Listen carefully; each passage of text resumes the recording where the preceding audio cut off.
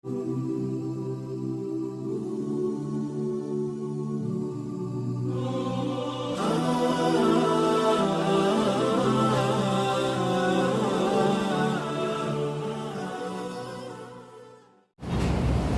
pemuda-pemudi yang seiman dan seagama, marilah untuk melakukan pernikahan, mempercepat pernikahan.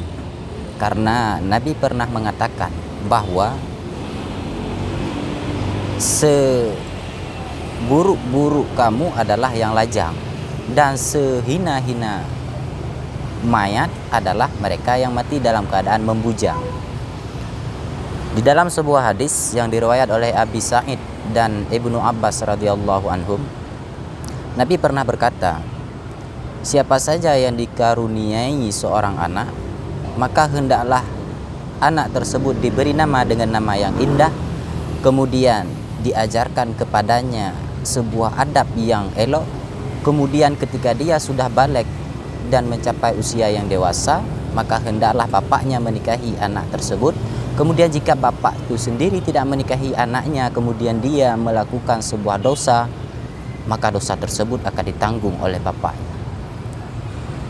Maka kepada kita yang sudah mampu, yang sudah beranjak dewasa, maka hendak segeralah melakukan pernikahan, karena pernikahan merupakan sebuah sunat yang sangat dianjurkan oleh Nabi.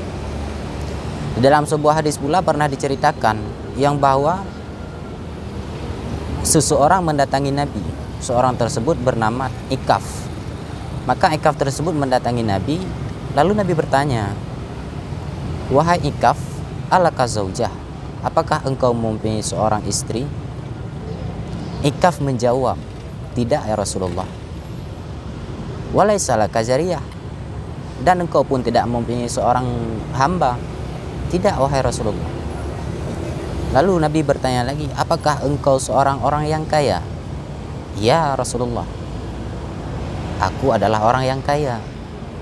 Maka Nabi mengatakan kepada si Ikaf tersebut, sungguh engkau adalah orang yang rugi.